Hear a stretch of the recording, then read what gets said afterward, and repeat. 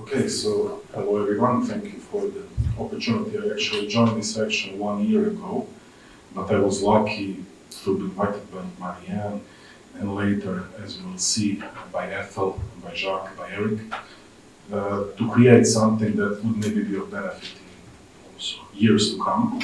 So I will just shortly present why there is a need for early career researchers in sexual health, in general, what they can bring to the table, and also why the alliance was formed and what are some of the future goals.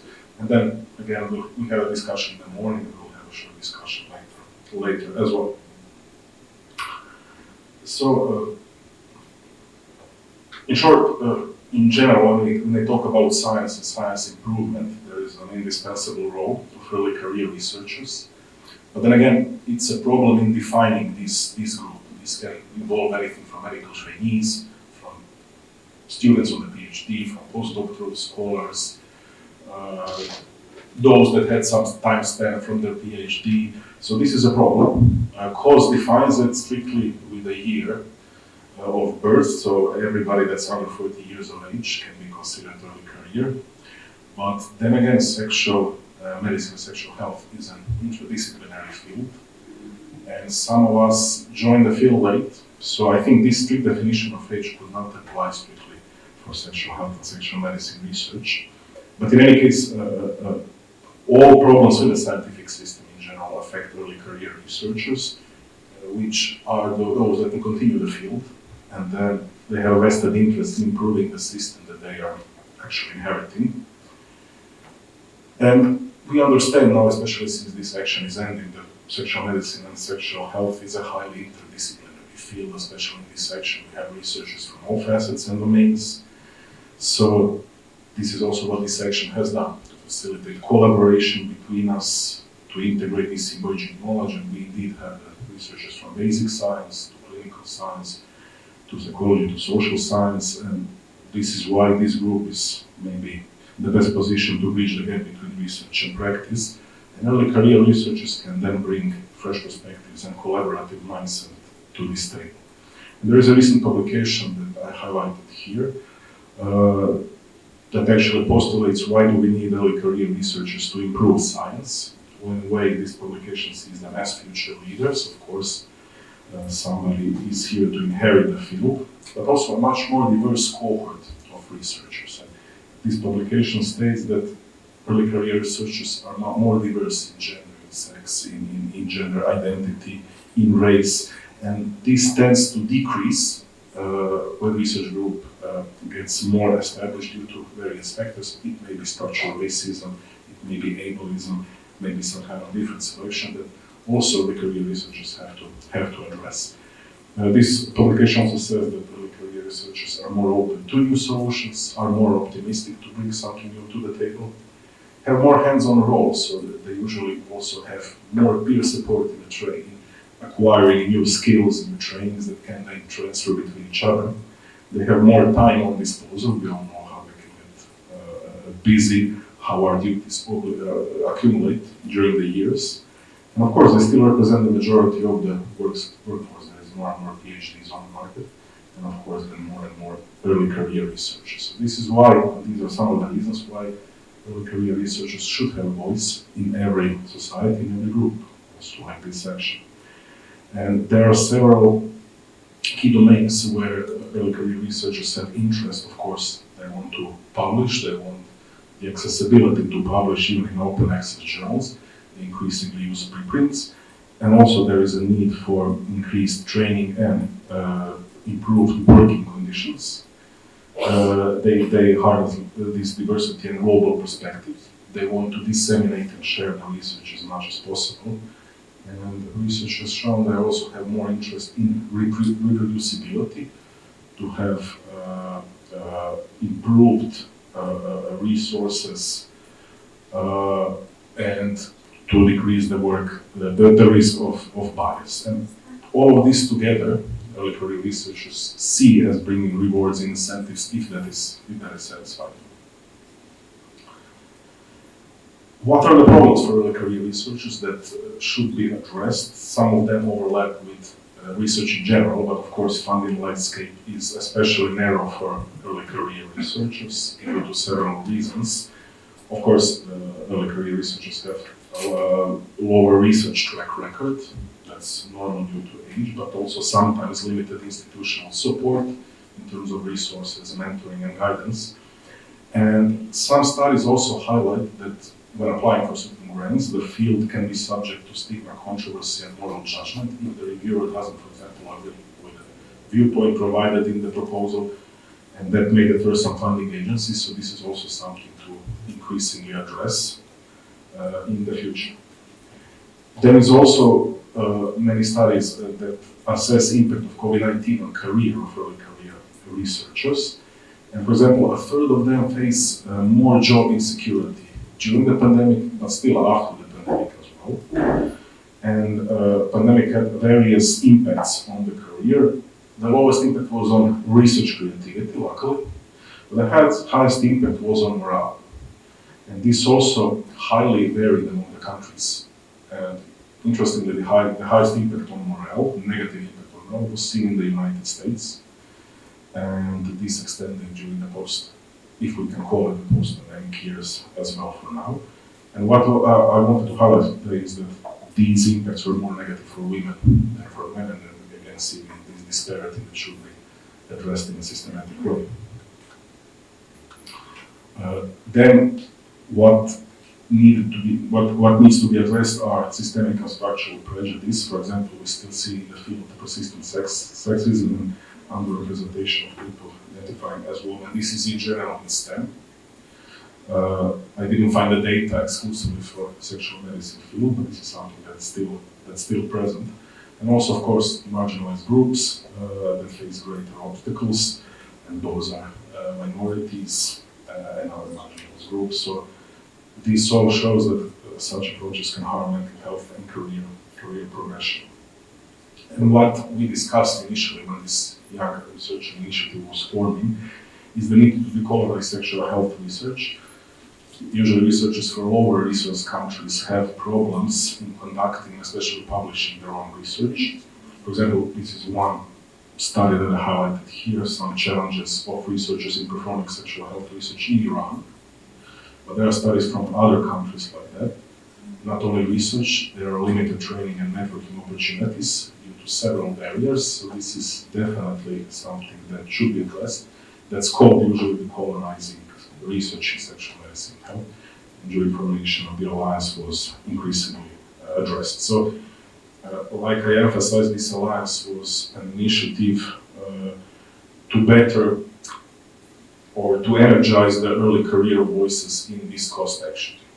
Early career voices were present from the start of the action, but this was an additional impetus to try and energize early career researchers. So in August last year, there was a call to start forming something that would maybe give a better voice to early career researchers in this section, but also beyond this section, in a way to provide a platform for translating the ideas into project proposals, publications, educational courses, and also everyday practice. So we also drafted a founding document. These were some of the outcomes we had in mind. So the Alliance would provide some kind of an access to multidisciplinary support for professional development and for translating the ideas into publications and practice, but also a platform for sharing the experiences, good practices, and up-to-date news.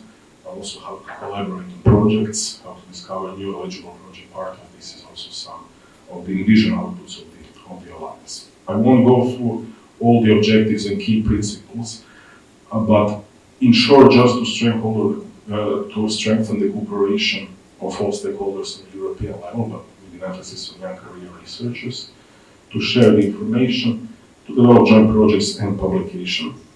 Also, we put it in the founding document to need the advocate development of decolonizing research in sexual medicine and sexual health.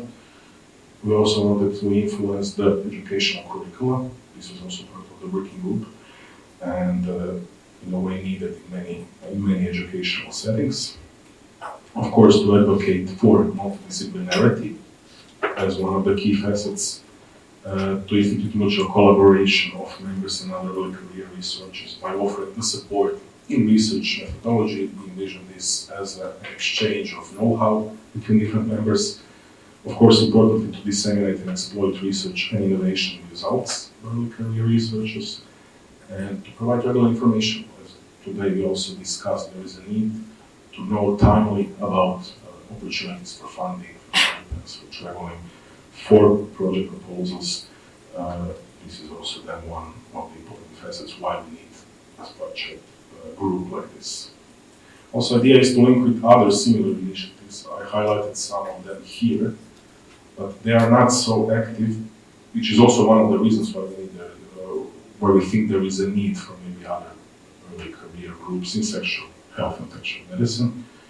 I highlighted the Young Academy of Sexual Medicine of European Society for Sexual Medicine, Young Researchers Committee from the International Society for Sexual Medicine, and Young Initiative Committee for World Association for Sexual Health. Of course, what stems from this action and later can be also networked together with these initiatives that already exist.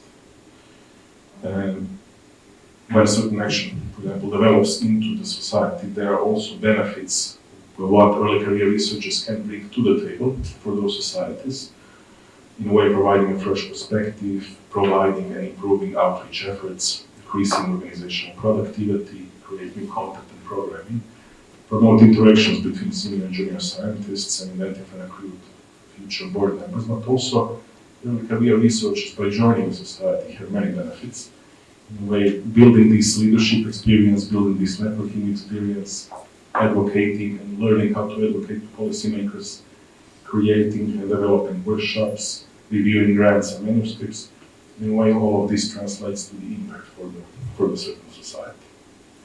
This cost action was always open for early career led publication efforts. This is one where I participated, but was actually led by Joachim Tupon. And we actually used the European Sexual Medicine Network to conduct a Delphi study to see what are the research priorities in this type of transnational policy agenda study. And what was found here that education actually had the highest priority, education on all levels, and also among the priorities was also sexual abuse and sexual violence. But this is just an example to show how the network is open to early career researchers, in a way will continue to be open for this type of collaboration. What we also discussed is the need for these mentorship opportunities. We discussed it today, we discussed it when the alliance was formed, and it has to be discussed in the future. And this is just one recent study that showed how designing and implementing a mentorship program for early career sexual and reproductive health and rights researchers from low and middle income countries is highly beneficial.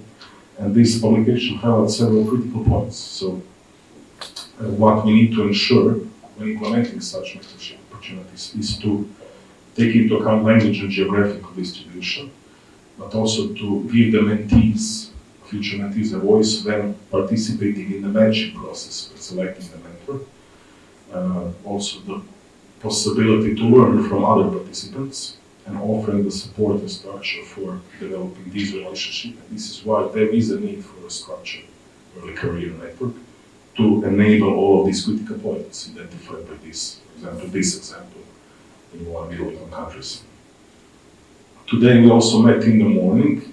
I wanted to highlight also several points that we have discussed, but also would be important for the Alliance in the future. And like I mentioned, collaboration with other similar networks and initiatives are the key, but what was also interesting to hear from you, there are many academic networks and scientific interest groups that are formed within specific universities, which can also be used to partner with a structured alliance of early career researchers.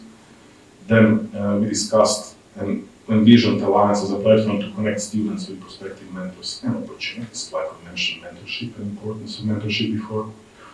A way to disseminate research outputs of early career researchers, that would be one of the goals and visions of the alliance. That can be done by using social networks, that can be done by using many other approaches, but it has to be structured from within the alliance. Also, what was highlighted and I thought very interesting was the need for career stories, the profession maybe is not recognized enough. People don't know when they finish their training what are their career options. Providing these type of career stories will maybe inspire, but also lead people to the profession. People will understand more what this interdisciplinary profession can actually mean for them when they go that route. Of course, one of the ideas was to reach the scientific journals in a way to support career researchers, maybe by providing a platform where they could publish something, waived open access fees or something similar. So, what should early career researchers do when they want to take a lead in improving the whole field? Well, first of all, it's hard to start a new initiative, so maybe in the beginning it's always beneficial to consider joining the existing one and always do research before joining any initiative, before conducting any action. And also, when thinking about some new initiative, the career researcher should actively seek whether there were previous initiatives that failed and why they failed, and that would be beneficial in the future to anticipate obstacles and developing plans for success. And I'm coming back, before I end this presentation, to these recommendations in a recent article that just specifically dealt with early career researchers. What should be done by them to take lead in field improvement? So, starting with a feasible goal. All of us can sometimes dissipate and have thousands of ideas and goals, but it can just lead to frustration. But having one feasible goal can be a way forward. Choosing your networks of collaborators wisely and to cover everything that you need. Someone is going to be better in statistical approach, the other one in methodological approach, the third one in policy impact. So all of this can and should be combined in a collaborative effort. As we said, early career researchers tend to form groups that are more equitable, diverse, and inclusive, and that should be the norm and stay like that. And having a positive and inclusive team dynamic, anticipate concerns or resistance to some change, be persistent, share the workload, and of course, planning for sustainability for every project and initiative. If it starts, it has to be sustainable over a longer period of time, and that should be thought about from the beginning. Also, every early career group needs certain stakeholders as facilitators of the process. And here in this table, some of them are highlighted, such as institutions and departments of universities, funding agencies, journals and publishers, scientific societies, allies, supervisors and mentors, and of course, peer communities of early career researchers. And they have different roles in different actions. So, for example, all of them have a role in integrating early career researchers in the decision-making process. Of course, except early career groups, they depend on other stakeholders to integrate them. But we have seen with some societies, some journals, they tend to create certain advisory groups, put representatives on the board. And this is the process that can be facilitated with structured groups and alliances, as well as to champion efforts to support marginalized early career researchers. And we see this highlighted in this paper, exactly what we also postulated as one of the priorities. Some other recommendations for stakeholders as facilitators would be to recognize early career researchers' expertise and amplify their efforts to improve science, in a way again creating online communities, training for the skills that are missing, and use research improvement activities to enhance existing projects in order to increase visibility.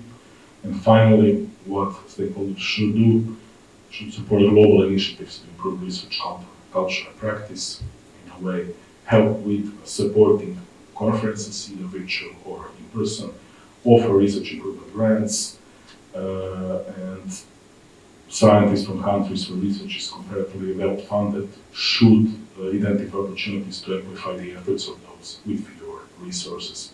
And that's what we mean by decolonizing efforts.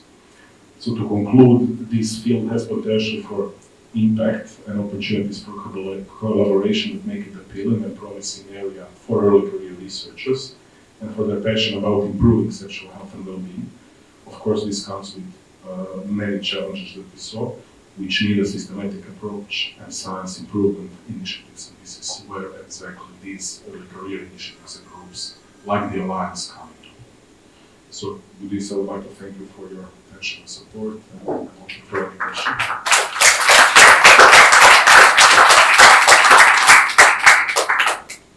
questions. Thank you very much. Yeah. Have you came across any data on the chances the postdoc are having or not having when they graduate? You know, when they finish their PhDs, is there a problem there, or there are vacancies available or not? Yeah, it is an increasing problem, but it's highly dependent on the country. So it's hard to speak about global data, but there are tendencies that postdocs even take like 1, 2, 3 postdoc positions before they get something like a tenure on the university. So that is an increasing problem.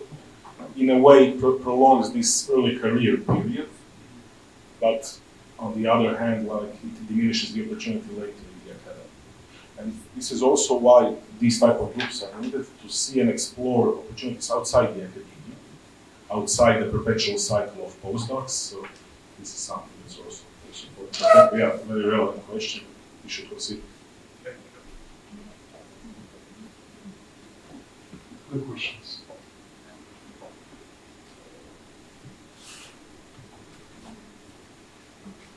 Tomislav, I find the idea of a mentoring system or mentorship very interesting, and I think it would be also a very good idea for our future ESMN. And do you have, maybe we can work out together something? Do you have already some ideas concerning that? I find that very fruitful. Yeah, definitely. I think this is exactly where the power of ESMN should be used, and all the experts that are here. I think that is an ideal start for the mentorship program as well. Super. Yeah. Super. So I think this should be something we should definitely do. Thank you.